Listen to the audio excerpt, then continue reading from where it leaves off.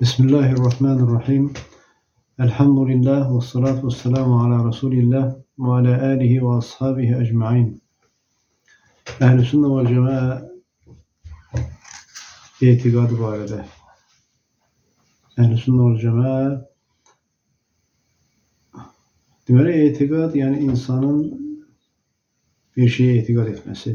Yəni etiqad, bəziləri istilah vermişlər ki, yəni zihində olan qəti hökm. Yəni ərəb dilində firqa sözü gəlir, yəni fə hərfi kəsrəli. Yəni bu dəstə, cəmaat deməkdir.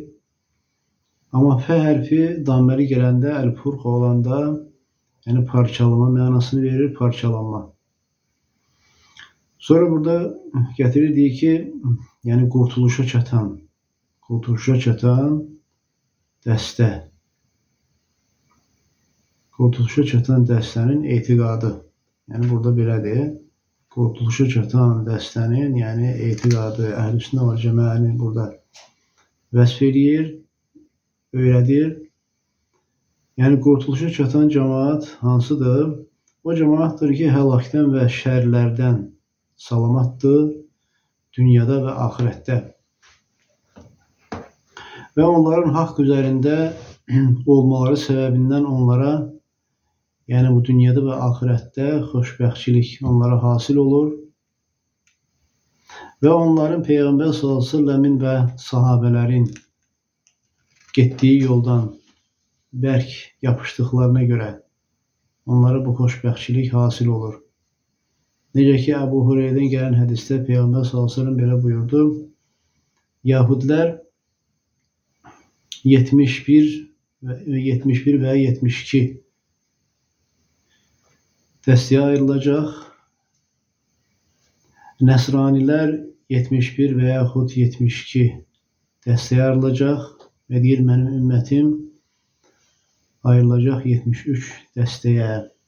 Yəni burada 71 və yaxud 72 belə gəlir, amma yəni açıqca göstərilən hədislər var ki, Yahudilər 71 firqəyə bölünəcək, dəstəyə bölünəcək, Nəsranilər 72, yəni bizim ümmət də 73 firqəyə bölünəcək.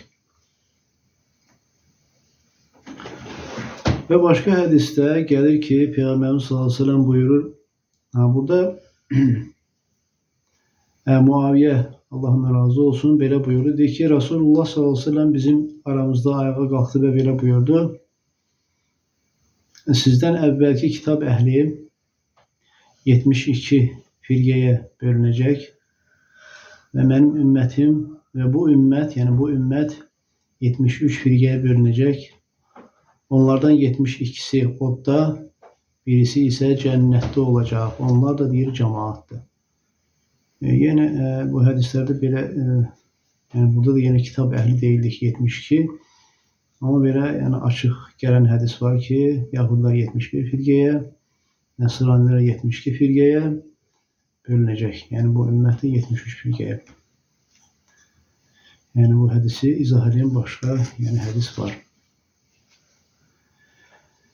Yəni başqa hədisdə, başqa ləfsdə gəlir ki, onların hamısı odda olacaq birindən başqa. Başqa ləfsdə belə gəlir. Başqa ləfsdə gəlir, Peyğəmbərimiz s.ə.v buyurur ki, mən və mənim sahabələrim bugün hansı yol üzərindədirsə, o yol üzərində olanlar, yəni cənnətdə olasılar, onlar olacaq. Və başqa buna, yəni bu hədisdən də görsənən odur ki, onlar hədis əhlidir. Onlar hədis əhlidir.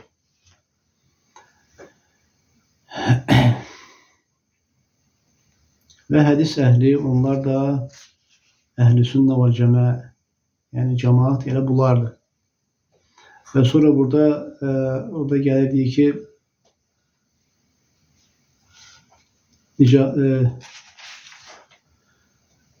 qurtuluşa çatan firqə və sonra ardınca gəlir deyir ki, yardım olunmuş, yəni dəstə. yardım olunmuş da, yani burada izah edir, deyir ki, onlardır ki Allah Teala onlara yardım edir. Onları dəstəkləyir və onlara güc verir. Özlerine karşı muhalif olanlara karşı, Allah Teala onlara yardım edir. Allah Teala onları dəstəkləyir və onlara güc verir. Və Allah Teala gözəl aqibəti onlara bəxş edəcək. Peyğəmbər sallallahu əleyhi və səlləmin və sahabələrin getdiyi yoldan möhkəm yapışdıqlarına görə. Və yenə başqa hədisdə gəlir, Peyğəmbər sallallahu əleyhi və səlləm buyurur ki, mənim ümmətimdən bir dəstə daim haqq üzərində olacaq. Hətta Allahın əmri gələnə qədər onlar elə olacaqlar. Allahın əmri gələnə qədər onlar elə olacaqlar. Və başqa hədisdə gəlir ki, Peyğəmbər sallallahu əleyhi və səlləm belə buyurdu: mənim ümmətimdən bir dəstə haqq üzərində olacaq, daim onlara muhalif olanlar və onları yardımsız bırakanlar onlara zərər verib bacarmayacaqlar. Hətta qiyamət qopana qədər. Yəni qiyamət qopana qədər, burada qiyamət qopana qədər, yəni möminlərin ruhları alınana qədər. Yəni möminlər haqqında. Buxari və başqaları buyurmuşdur ki, bu dəstə ilm əhlidir. Və Əhməd belə buyurdu. Yəni böyük ehtimal ki, burada İmam Əhməd qəsd olunur. Düzünü Allah bilir. O buyurdu ki, onlar hədis əhli olmasa, yəni bilmirəm onlar kim ola bilər. Yəni bu da o deməkdir ki, onlar hədis əhlidirlər. Burada Qadı İyyad rahimehullah yəni gətirir ki, burada deyir Əhmədin qəsd etdiyi Əhl-i Sünnə vəl Cəmaə və onlara etiqad edənlər, onların məzhəbinə etiqad edən, deyir ki, yəni İmam Əhmədin qəsd etdiyi burada Əhl-i Sünnə vəl Cəmaə və hədis əhlinin məzhəbinə etiqad edənlərdir. Yəni yenə göstərilən odur ki, onlar hədis əhlidir. Və burada buyurur ki, burada yəni böyük bir müjdə vardır ki, haqq əhli, haqq, yəni bütünlüklə, yəni onlar haqq üzərində olacaqlar, yəni bütünlüklə haqq üzərində olacaqlar, tam şəkildə, yəni bütünlüklə haqq üzərində olacaqlar. Və həmçinin burada möcüzə, Peyğəmbər sallallahu əleyhi və səlləm möcüzəsi var. Və deyir, eləcə Allaha həmd olsun ki, bu vəsf hər daim var, yəni hər daim qalıcıdır. Bu vəsf hər daim qalıcıdır. Və bu Allah Taala'nın qoyduğu bir yoldur. Yaratdıqları içərisində Allah Taala'nın qoyduğu bir yoldur. O, mömin qullarına yardım edir. Necə ki, Allah Teala öz kitabında buyurur, deyir ki, sonra biz elçilərimizə və iman gətirənlərə yardım edəcəyik və eləcə üzərimizə möminlərə yardım etmək haqq oldu. Və başqa hədisdə Peyğəmbər sallallahu əleyhi və səlləm buyurur ki, kim mənim dostuma qarşı düşmənçilik edərsə, artıq mənə hərb açmışdır. Yəni Allaha qarşı hərb açan da məğlub olmağa layiqdir. Və burada sonra gətirir ki, Allah Teala Nuhun qövmünü, Ad qövmünü, Səmud qövmünü və onun kimlərini Allah Teala həlak etdi. Hansı ki, peyğəmbərləri, elçiləri yalanladılar. Və Allah Teala deyir, mömin qullarına nicat verdi. Və deyir, Allahın yardımı da belədir. Və beləcə Allah Teala'nın yardımı belədir. Allah Teala eləcə Muhammed sallallahu əleyhi və səlləmə, onun sahabələrinə yardım etdi. Onlara müxalif olanlara qarşı və onlara qarşı düşmənçilik eləyənlərə qarşı Allah Teala onlara yardım etdi. Və Allah Teala öz kəlməsini uca etdi. Bütün dinlərdən uca etdi öz dinini ve Allah Teala bir Məkkəni ve Yemen'i fethetti ve hemçinin başka yani Arap Yarımadası da yani Arap Yarımadası bütünlükle yani onlara koşuldu. Allah Teala sahabelerini ve halifelerini yani ayakta tuttu. Peygamber sallallahu aleyhi ve sellem'den sonra yani onlara yardım eledi ve onlar Allah'tan o dini tebliğ ettiler. Ve insanları onlar Allah'a çağırdılar. Ve böylece Muhammed sallallahu aleyhi ve sellemin yani daveti bütün dünyanın məğribine ve məşriqine yayıldı. Ve sonra diyor ki bu din böylece yani her daim bu doğru yol her daim yani kalıcıdır ve ona Allah Teala yardım edir ta kıyamet kopana kadar. Yani müminlerin ruhu onlardan alınana kadar. Necə ki Allah Teala buyurur ki həqiqətən biz elçilerimize ve iman getirenlere yardım edeceğiz. Dünya hayatında ve kıyamet gününde.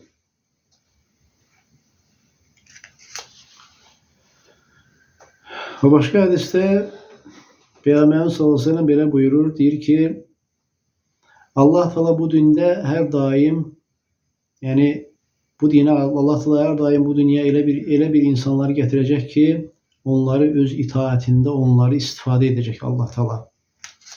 Yani onlar insanlar arasında yani hakkı yayan yani insanlara hakkı öğreten yani bu Ehl-i Sünnet ve Cemaat əqidəsində yani o yolda olanlar insanlara doğrunun hakkı öğretenler.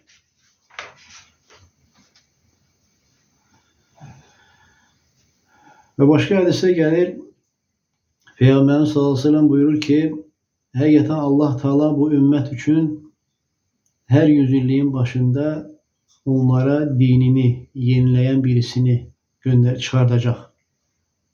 Yani yenileyen diyende burada qəsd yani yenileyen yeni bir şey getiren yok. Yani olanı insanlara yeniden öğreten yani hakkı ortaya çıkartan.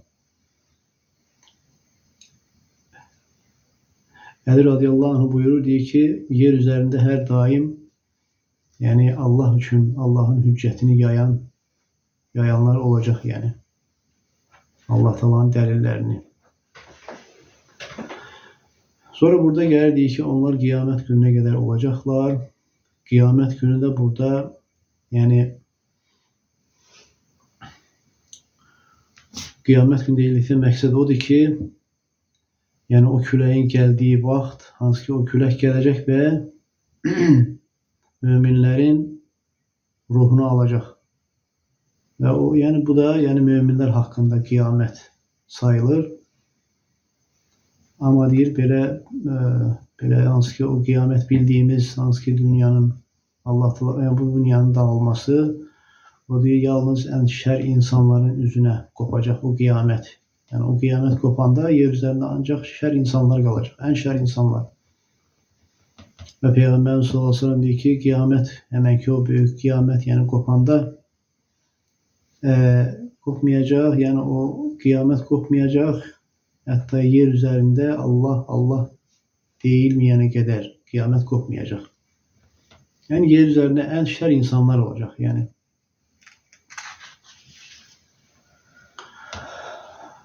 Ve başka hadiste gelir Peygamberimiz sallallahu aleyhi ve sellem diyor ki kıyamet en şer insanların üzerine kopacak. Ve diyor onlar cahiliye ehlinin en şerli insanlarıdır. Ve yine başka hadiste gelir Peygamberimiz sallallahu aleyhi ve sellem diyor ki benim ümmetimden olan bir cemaat Allah'ın emri üzerinde yani mübarize yapacaklar. Yani Allah'ın emrini insanlara öğretmekte mübarize yapacaklar. Ve onlar galip olacaklar hemşe. Onlara muhalif olanlar onlara zarar verip bacarmayacak. Hətta qiyamət gələnə, qiyamət qopana qədər, yəni onların, möminlərin ruhları canlarından alınır, bədənlərindən çıxarılana qədər. Və deyir, onlar eləcə olacaqlar və eləcə qalacaqlar yəni. Və burada buyurur, deyir ki, Allah Teala elə bir külək göndərəcək ki, onun iyi, misk kimi olacaq, miskin iyi kimi və onun toxunması da yəni ipəyin toxunuşu kimi olacaq, ipəyin toxunması kimi olacaq, yəni insana dəyməsi ipək kimi olacaq və qəlbində zərrə qədər iman olan heç kəsi tərk eləməyəcək, hamının qəlbinin, yəni imanını, ruhunu alacaq. Sonra deyir, ən şər insanlar qalacaq və həmən ki, bu qiyamət də onların üzünə qopacaq. Allah qorusun.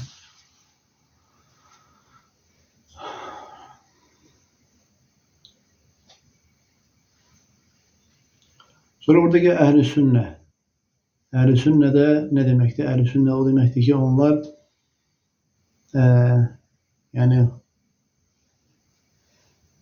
Peyğəmbər s.ə.v sünnəsindən yapışan xüsusi insanlardır.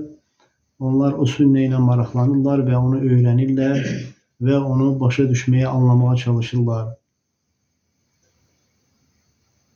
Və işləri az olsun, çox olsun, hər bir işlərində və onunla hərəkət etməyə çalışırlar.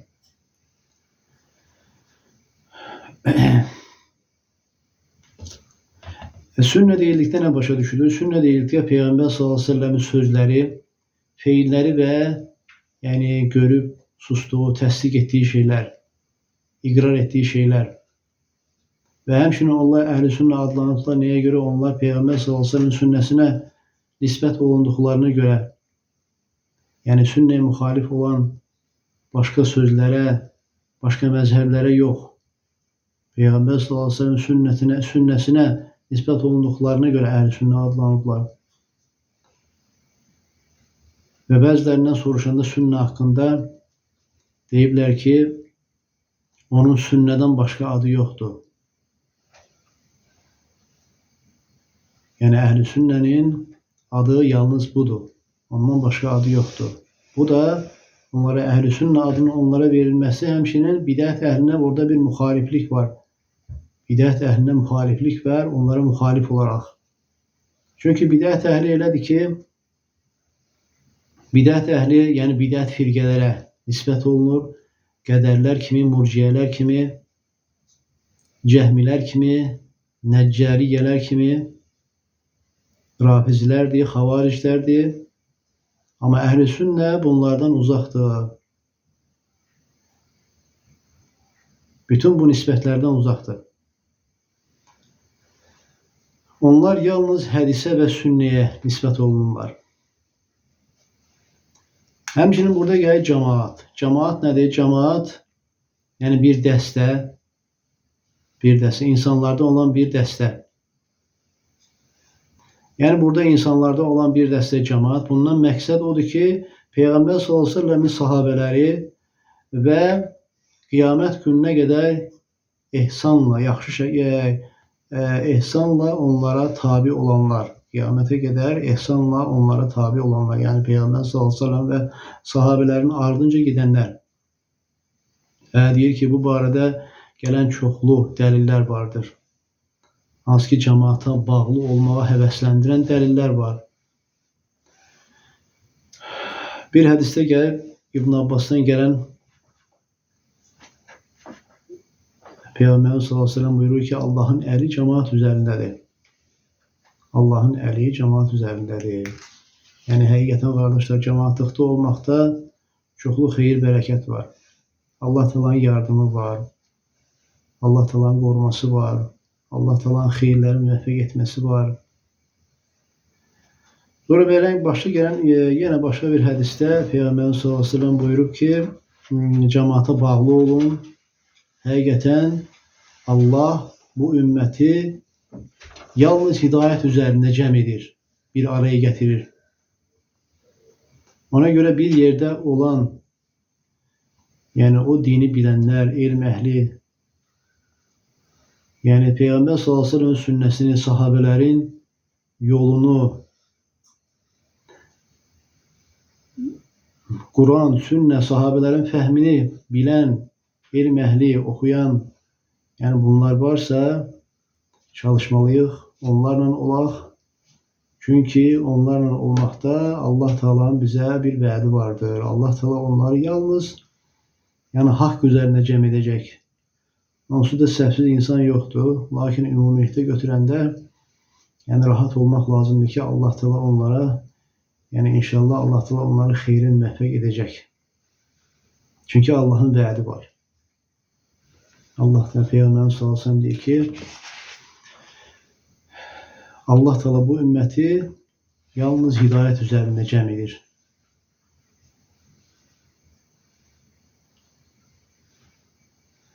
Yenə cəmaatdan uzaq olmaqdan çəkinmək lazımdır. Daim çalışmaq lazımdır cəmaatlıqda olmağa. Cəmaatlıq yəni nemətdir.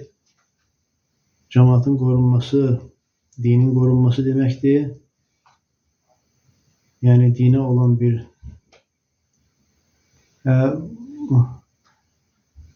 yəni cəmaatdan uzaq olmağa, yəni məzəmmət edən, pisləyən, yəni ondan çəkindirən hədislər var. Onlardan istəyirəm birisini oxuyum. Peyğəmbər sallallahu əleyhi və səlləm deyir ki, yəni kim cəmaatdan uzaqlaşarsa bir qarış deyir ki, artıq yəni İslam bağını boynundan yəni çıxartmışdır. Yəni bu hədisin əslində şərhi var. Şərhinə baxılmalıdır daha yaxşı başa düşmək üçün. Lakin ümumilikdə yəni buradan onu götürmək olar ki, bu və bunun kimi hədislər yəni insanı cəmaatdan uzaq düşməkdən çəkindirir. Yəni bu işdən insan çəkindirir. Yəni cəmaatdan uzaq düşmək şərdir və onda heç bir xeyir də yoxdur. Əgər cəmaatlıqda olarıqsa, Allah Taala özü, yəni bu cəmaatı xeyrə müvəffəq edəcək. Çünki Allah Taala vəd verib. Belə Subhanakallahumma və bihamdik, əşhədu en la ilahə illə ent, əstəğfiruka və etûbü ileyk.